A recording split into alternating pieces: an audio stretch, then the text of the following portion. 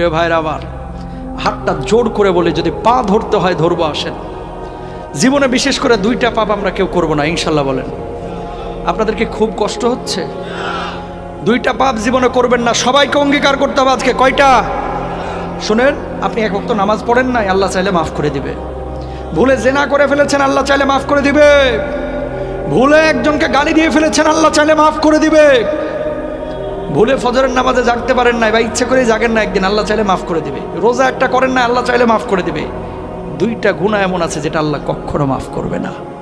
1 number হচ্ছে বান্দার হক নষ্ট করা, 2 নাম্বার হচ্ছে শিরিক করা। প্রিয় ভাইরা আমার, কলিজার টুকরা আমার, খবরদার ভাইয়ের সম্পদ হয়ে ভাইয়ের সম্পদ নষ্ট করেন না, ভাই হয়ে ভাইয়ের সম্পদ নষ্ট করেন না, ভাই হয়ে বোনের সম্পদ মেরে দিয়েন না, আরেকজনের হক নষ্ট করে আরেকজনের জমি দখল করেন না। আল্লাহর কসম করে বলে কিয়ামতের ময়দানে আপনি মাপ পাবেন না। বিশ্বনবী বসে আছেন এইভাবে, আল্লাহর নবীর কাছে একজন সাহাবীর লাশ আনা হলো। নবীজিকে বলা হলো, নবীজি তার জানাজার নামাজটা পড়ায় দেন। আল্লাহর নবী বললেন, না, তার জানাজার নামাজ আমি পড়াবো না।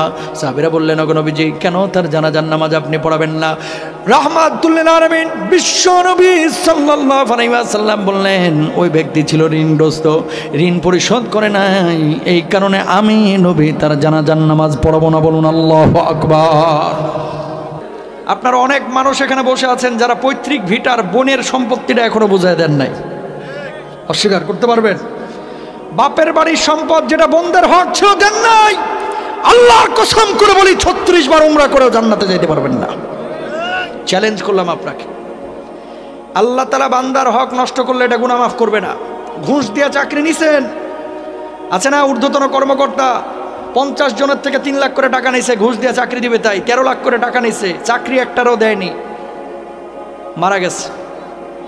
আরেকজনের জমি দখল করে জাল দলিল করে নিজের নামে লিখে নিছে, আছে না? টাকা ঋণ নিছে 20,000, কয় 3 দিন পরে দেব, 3 দিন আর হয় না, টাকা তো দেয় না, উল্টা আরো ফাপড় নাই। কথা বলেন, আছে না নাই? কিয়ামতের ময়দানে এই শ্রেণীর মানুষ, এরা আবার নামাজও পড়ে, রোজাও করে, হজ্জও করে, যাকাতও দেয়। আল্লাহ তাআলা কিয়ামতের ময়দানে ফেরেশতাদেরকে বলবে, এদের আমলগুলো চেক করো তো। ফেরেশতারা তখন বলবে, আল্লাহ এই মানুষগুলো নামাজ পড়েছে, রোজা করেছে, হজ করেছে, যাকাত দিয়েছে, কিন্তু বান্দার হক নষ্ট করেছে, আল্লাহ কি ফয়সালা হবে? আল্লাহ রাব্বুল আলামিন তখন বলবে, ফেরেশতারা রে, ওদের যে আমলগুলো আছে আমলগুলো কেটে কেটে এখন পাওনাদারদের পাওনা মিটিয়ে দাও। যখন পাওনাদারদের পাওনা মিটিয়ে দেওয়া হবে, আমার আল্লাহ রাব্বুল আলামিন তখন ফেরেশতাদেরকে বলবে, এখন আমলের কি অবস্থা? ফেরেশতারা তখন বলবে, আল্লাহ এই মানুষগুলোর জান্নাতে যাওয়ার জন্য যথাযথ আর আমল নাই, আমলের পাল্লাটা শূন্য হয়ে গেছে। আল্লাহ রাব্বুল আলামিন তখন বলবে, যত বড় হাজি হোক নামাজি হোক, শিকলে বেঁধে বেঁধে এই মানুষগুলোকে জাহান্নামে নিক্ষেপ করো। বলুন নাউযুবিল্লাহ। একজন মানুষের গাছের ডাব চুরি করে খাইছেন, আম চুরি করে খেয়েছেন, আরেকজনের হক নষ্ট করেছেন, করেন না ভাই? আরে কয়দিনের দুনিয়া? আগে মাইরা খাইছেন 50 লাখ, আর এখন মসজিদে খালি দান করতেছেন 20,000 করে, খালি 2 লাখ করে। এত সোজা না আল্লাহর জান্নাত? তোমার জন্য মসজিদে দানের চাইতে যার হক নষ্ট করেছো এর হক বুঝিয়ে দেওয়া আরো আগে বেশি জরুরি, ঠিক কিনা? হক মারার গুনাহ শুধু তওবা দিয়ে আল্লাহ মাফ করে।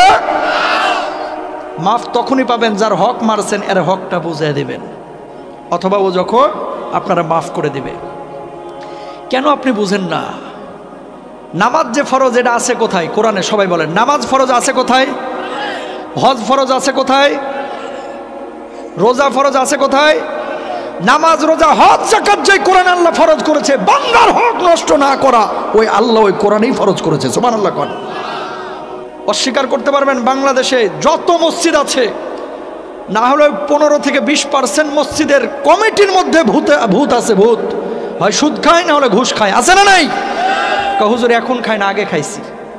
তো আগে যে খাইছেন ওটার খেসারত কিভাবে দিবেন? হক মারার গুনাহ তো আল্লাহ মাফ করবে না। তাহলে কি করতে হবে?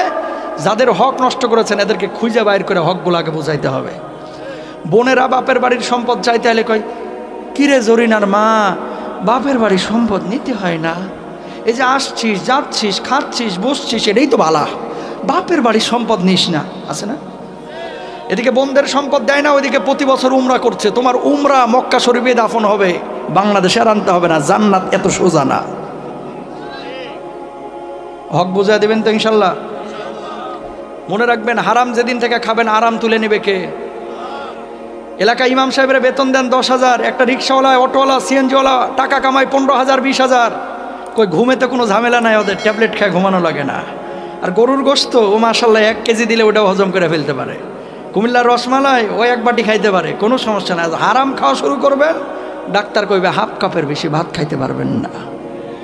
দেখুন না, মানুষের অশান্তি হয় কেন জানেন? 5টা কারণে। কয়টা বলেন? কয়টা? এবং মুহাদ্দিসিনরা বলছেন এই 5 কারণে দেশের মধ্যে, সমাজের মধ্যে দুর্ভিক্ষ আসে। আল্লাহু আকবার করেন। সংক্ষেপে বলে দিই।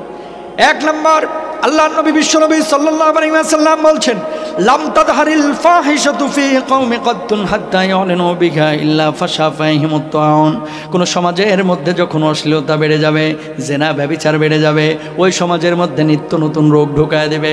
এমন রোগ আল্লাহ রাব্বুল আলামিন দিবেন যে রোগগুলো সম্পর্কে কোনো মানুষ কখনোই জানতো না। করোনা, কথা কন না কেন? এমন রোগ আল্লাহ রাব্বুল আলামিন দুনিয়ার বুকে দিয়ে দিবেন, আপনি মাজার ব্যথায় ঘুমাইতে পারতেছেন না, ডাক্তার রোগ ধরতে পারে না। বুকের ব্যথায় ঘুমাইতে পারেন না, ডাক্তার রোগ ধরতে পারবে না। অদৃশ্য নিত্য নতুন রোগকে আল্লাহ রাব্বুল আলামিন আপনার আমার উপরে চাপায়া দিবেন যখন অশ্লীলতা বেড়ে যাবে। বলুন নাউযুবিল্লাহ। 2 নাম্বার, আল্লাহর নবী বলছেন, ওয়ালাম ইয়ানকুসুল মিকয়ান ওয়াল মিজানা ইল্লা উখিযু বিসসিনিনা ওয়া শিদ্দাতিল মাউনাতি ওয়া জাওরি সুলতানি আলাইহিম। কেউ যখন মাপে কম দিবে, ওজনে কম দিয়ে হারাম উপার্জন করবে, মানুষকে যখন ঠকাবে, আল্লাহ রাব্বুল আলামিন ওই সমাজের উপরে দুর্ভিক্ষ দিবেন, ওই সমাজ থেকে শান্তি তুলে নেবেন। আর আল্লাহ রাব্বুল আলামিন ওই হারামখোরদের আরামকেও তুলে নেবেন। বলুন নাউযুবিল্লাহ। কয় নাম্বার গেল? 3 নাম্বার। 3 নাম্বার, ওয়ালাম ইয়ামনাউ যাকাতা আমওয়ালিহিম ইল্লা মুনিআল কাতরা মিনাস সামা। এদিকে তাকান। যখন যাকাত দেওয়া অস্বীকার করবেন, আকাশের বৃষ্টি বন্ধ করে দিবে কে? খেয়াল করছেন কিনা দেখেন। এই যে আপনার বর্ষাকালে বাংলাদেশে এখন কিন্তু পর্যাপ্ত বৃষ্টি নাই। শীতকালে বৃষ্টি হচ্ছে, গরমকালে গরম বেশি, শীতকালে শীত বেশি, মানে আবহাওয়ার কোনো সিস্টেমই নাই এখন। সৌদি আরবে বৃষ্টি হইতো না, এখন প্রচণ্ড বৃষ্টি হচ্ছে, শুনছেন না? আজকের নিউজ, আজকে ওমানে আইস পড়তেছে, আইস। নবীজির একটা হাদিস শুনেন, কিয়ামত তো আসলে বেশি দূরে না। লা তাকুমুস সাআ হাত্তা তাউদা আরদুল আরবি মুরুজা ওয়া আনহারা। ততক্ষণ পর্যন্ত কিয়ামত হবে না যতক্ষণ পর্যন্ত গোটা আরব উপদ্বীপ সবুজ শ্যামল না হবে। এই আরব উপদ্বীপে, সৌদি আরবে, কাতারে, বাহরাইনে, দুবাইয়ে, ওমানে নহর তৈরি না হবে ততক্ষণ পর্যন্ত কিয়ামত হবে না। বর্তমান সময়ে সৌদি আরবে আপনারা নিউজগুলো দেখেছেন, সৌদি আরব কিন্তু সবুজ শ্যামল হয়ে যাচ্ছে, ঠিক কিনা? ওমানে বৃষ্টি হচ্ছে, 6 দিন 7 দিন ওইদিকে বৃষ্টি হয়, বাংলাদেশে বৃষ্টি নাই। সরিষার ফুলে গোটা সৌদি আরব ছেয়ে গেছে, আলহামদুলিল্লাহ বলেন। তো দেখেন, যাকাত দেওয়া যখন বন্ধ করবেন, আকাশের বৃষ্টি বন্ধ করে দিবেন কে? আল্লাহ। আকাশের বৃষ্টি যখন বন্ধ হয়ে যাবে, তখন কিন্তু ফসলাদি আপনি কিন্তু সেচ কাজ করে পর্যাপ্ত উৎপাদন করতে পারবেন না। তখন সয়াবিনের দাম এমনি বেড়ে যাবে, চিনির দাম এমনি বেড়ে যাবে, চালের দাম এমনি বেড়ে যাবে। সুতরাং আকাশের বৃষ্টি যদি বাড়াইতে চান, 2 কাজ করতে হবে। কয় কাজ? আরো জোরে, কয় কাজ? 1 নাম্বার, বেশি বেশি যাকাত দিতে হবে। 2 নাম্বার, বেশি বেশি ইস্তেগফার করতে হবে। সুবহানাল্লাহ কোন? আমার কথা না, কোরআনের কথা। আলহামদুলিল্লাহ কোন? তো যেখান থেকে কথা আসছিল যে দুর্ভিক্ষ, 3 নাম্বার গেল। 4 নাম্বার, আল্লাহ রাসূল সাল্লাল্লাহু আলাইহি ওয়াসাল্লাম বলছেন, ওয়া লাম তাহকুম আইম্মাতুহুম বিকিতাবিল্লাহ। 5 নম্বর, আল্লাহ রাসূল বলছেন, ওয়ালাম ইয়ানকুদু আহাদাল্লাহি ওয়া আহাদা রাসূলি। আল্লাহর কিতাব অনুযায়ী যদি কেউ বিচার টিচার না করে, বিচার কার্য পরিচালনা না করে, আল্লাহ রাব্বুল আলামিন ওই জাতির উপরে গজব দিবে, দুর্ভিক্ষ দিবে, অশান্তি তৈরি করে দিবে। নাউযুবিল্লাহ বলেন। এরপরে বললাম, আল্লাহর সাথে ওয়াদা ভঙ্গ যারা করবে। ওয়াদা ভঙ্গর মানেটা কি? আলোচনা কোথায় আছে একটু মাথায় রাখেন কিন্তু। অজামিনযোগ্য অপরাধ বলেছিলাম 2টা। কয়টা? 1 নাম্বার, বান্দার হক নষ্ট করা। সেখান থেকে এই পয়েন্টগুলো বলে দিচ্ছি। আল্লাহ রাসূল সাল্লাল্লাহু আলাইহি ওয়াসাল্লাম বলছেন, ওয়ালাম ইয়ানকুদু আহদাল্লাহি ওয়া আহদা রাসূলি। আল্লাহ রাসূলের সাথে যারা ওয়াদা ভঙ্গ করবে, আল্লাহ রাব্বুল আলামিন তাদের উপর অশান্তি, দুর্ভিক্ষ, গজব দিবেন। নাউযুবিল্লাহ কোন? মানুষ ওয়াদা ভঙ্গ করে কেমনে? মানুষ, আমরা তো জানি, আপনাকে একটা উদাহরণ দিলে বুঝতে পারবেন। সাহাবীরা পর্যন্ত অনেক সময় রাসূল আকরাম সাল্লাল্লাহু আলাইহি ওয়াসাল্লামের বিপক্ষে গিয়ে মুনাফিক হয়ে জাহান্নামে গেছে। নাউযুবিল্লাহ বলেন। এমন একজন সাহাবী হচ্ছে সালাবা বিন হাতিব। এভাবে নবীজি বসে আছেন, নবীজি বসে আছেন, সাহাবী এসে বলতেছেন, ওগো নবীজি, একটু আল্লাহর কাছে দোয়া করে দেন না। কয় কি দোয়া করব? কয় আল্লাহ যেন আমার ধনী বানায় দেয়। কি বানায় দেয়? ধনী। কয় কেন, আমার জীবন কি তোমার পছন্দ হয় না? কয় আল্লাহ নবী পছন্দ হয়, তারপরে আমি শিল্পপতি হতে চাই, টাকাওয়ালা হতে চাই, পয়সাওয়ালা হতে চাই। আর যদি আল্লাহ আমারে পয়সা দেয়, আমি দুনিয়ায় শুধু আল্লাহর জন্য কাজ করব, দ্বীনের জন্য কাজ করব। এলাকায় কিছু গরিব মানুষ আছে যারা আল্লাহর কাছে এই ওয়াদা করে, আল্লাহ 2 কোটি টাকার মালিক বানায় দাও, দেখো না কয়টা মসজিদ বানাই। কথা বলেন না কেন? 13 বছর 14 বছর বাচ্চা হয় না, আল্লাহরে বলো আল্লাহ কোনো মতে একটা ছেলে দাও, আল্লাহ কোরআনের হাফেজ বানাম। বিশ্বাস করেন পরে মক্তবের বারান্দাতেও পাঠায় না। কথা কন না কেন? আল্লাহর সাথে সালাবা বিন হাতিব নবীজির কাছে এসে বলছে, আল্লাহ নবী একটু দোয়া করে দেন না।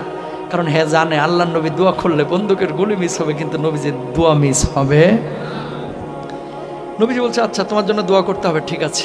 প্রথম দিন বললো যে সামনে থেকে চলে যাও, চলে গেল। দ্বিতীয় দিন কয় সরো আমার সামনে থেকে, চলে গেল। তৃতীয় দিন এবার আইসে নবীজি আল্লাহরে বলছে আল্লাহ ওরা ধনী বানায় দাও, সাথে সাথে দোয়া কবুল। সুবহানাল্লাহ।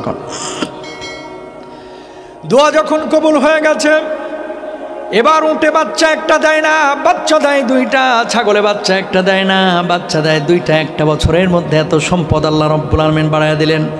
মদিনার বুকে সম্পদ রাখার জায়গা নাই, সম্পদ রাখার জায়গা নাই। যখন সম্পদ ছিল না, 5 ওয়াক্ত নামাজ মসজিদে নববীতে এসে পড়তো, জুমার নামাজে বিশ্বনবীর সামনে এসে বসে থাকতো। এখন সম্পদ বেড়ে গেছে, এত সম্পদ বাড়লো, মদিনার বুকে আর জায়গা নাই তার সম্পদ রাখার জন্য। ইন্ডাস্ট্রিয়াল এরিয়ায় যাইতে হবে, দূরে চলে গেলেন। যাওয়ার পরে এখন এই উটের খামার করলেন, ছাগলের খামার করলেন। অনেক দিন হয়ে গেল, নবীজি ওই সাহাবীকে আর দেখতে পাই না। নবীজি বললেন, ও সাহাবীরা, সালাবা কই? সালাবা বিন হাতিবকে কেন আমি দেখি না? সাহাবীরা জবাব দিলেন, ইয়া রাসূলুল্লাহ,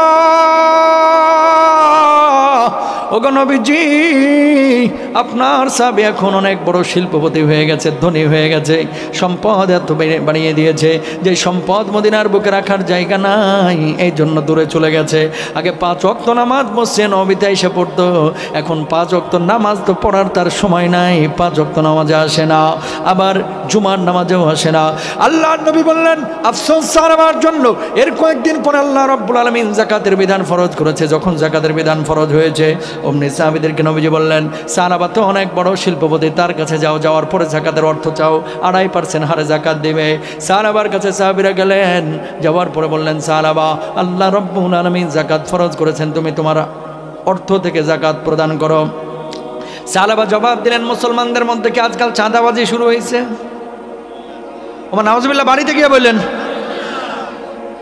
আগে নবীজির কাছে দোয়া করতে বললো যে আমি দিনের জন্য অনেক কাজ করবো, এখন যাকাতের বিধান ফরজ হওয়ার পরে সাহাবীরা গেছে, কয় মুসলমানরা এগুলো কি শুরু করলো? এগুলো তো অমুসলিমরা দিবে, আমি মুসলমান, আমার টাকা আমি আরেকজনের দিমু কা? আরো জোরে কর নাউজুবিল্লাহ। সাহাবীরা মনটা খারাপ করে বিশ্বনবীর কাছে আসলেন। আসার পরে বললেন, ইয়া রাসূলুল্লাহ, ও তো যাকাত দিতে অস্বীকার করেছে। নবীজির মনটা খারাপ হয়ে গেল, আমার জীবন দশায় খবরদার আর কখনো ওর কাছে যাকাতের টাকা চাইতে যাবা না। নাউজুবিল্লাহ কন। নবী যদি কারো উপর অখুশি হয়, আমার আল্লাহ বুঝি খুশি হবেন নাকি? জিবরিল আমিনকে আল্লাহ তাআলা বলতেছে, সঙ্গে সঙ্গে আমার হাবিবের কাছে হাজির হয়ে যায়। 1টা না 2টা না 4টা আয়াত আল্লাহ রাব্বুল আলামিন এই মুনাফিককে কেন্দ্র করে নাজিল করে দিয়েছেন। নাউজুবিল্লাহ কন। জিবরিল আমিন আল্লাহর নবী বিশ্বনবী সাল্লাল্লাহু আলাইহি ওয়াসাল্লামের কাছে আসলেন। আসার পরে বললেন, ওয়া মিনহুম মান আহাদাল্লাহু লা ইন আতানা মিন ফাদলিহি লানাসাদ্দাকান্না ওয়া লানাকুনান্না মিনাস সালিহিন। দুনিয়ার জিন্দেগিতে এমন কিছু মানুষ আছে যারা আল্লাহর সাথে ওয়াদা ভঙ্গ করে। আল্লাহকে বলে, আল্লাহ সন্তান দাও, মাদ্রাসায় পড়াবো। আল্লাহ সন্তান দিল, এরপরে পড়া ইংলিশ মিডিয়ামে। আল্লাহকে বলে, আল্লাহ আমেরিকায় যদি গ্রিন কার্ড পায়, এলাকায় একটা মসজিদ বানায় দেব। খাল্লি বাল্লি আল্লাহরে তখন বুড়ি আঙ্গুলি দেখায়, কিসের মসজিদ বানানো, বরং চোখানা আমোদ ফুর্তি করে। আল্লাহকে বলে, আল্লাহ আমার ছেলেটা যেন অমুক কলেজে চান্স পায়, আল্লাহ ছেলে যদি ক্যান্টনমেন্টে চান্স পায়, আল্লাহ ছেলে যদি বুয়েটে চান্স পায়, আল্লাহ ছেলে যদি মেডিকেলে চান্স পায়, আল্লাহ ছেলে যদি আমেরিকার ভিসা পায়, আল্লাহ তোমার ঘরে আমি 2 লক্ষ টাকা দান করব। ছেলের জন্য ভালো বিশ্ববিদ্যালয়ের ব্যবস্থা হইল। অমনি আল্লাহর সঙ্গে গাদ্দারি বেঈমানি করে। আল্লাহ তোমার মাল তুমি ব্যবস্থা করছো, আল্লাহ 2 লাখ টাকা দিয়ে তুমি করবা নাকি? নাউজুবিল্লাহ কম আছে না এরকম মানুষ? বহুত আছে। আল্লাহর সাথে যারা ওয়াদা ভঙ্গ করবে আল্লাহ তাদের উপর অশান্তি ঢেলে দেবেন। নাউজুবিল্লাহ কোন। এই সোনার দেশের অলিগলি সব ভণ্ড নেতায় ভরা, চাঁদাবাজি আর গুন্ডামিতে এরাই বিশ্ব সেরা। সোনার দেশের অলিগলি সব ভণ্ড নেতায় ভরা, চাঁদাবাজি আর গুন্ডামিতে এরাই বিশ্ব সেরা। কোনো মতে যদি পদ পেয়ে আমি হতে পারি ভাই নেতা, ধন দৌলত নাই কো অভাব, আমি সমাজের মাথা, আমি সমাজের মাথা। সোনার দেশের অলিগলি সব ভণ্ড নেতায় ভরা, চাঁদাবাজি আর গুন্ডামিতে এরাই বিশ্ব সেরা। সোনার দেশের অলিগলি সব ভণ্ড নেতায় ভরা, চাঁদাবাজি আর গুন্ডামিতে এরাই বিশ্ব সেরা।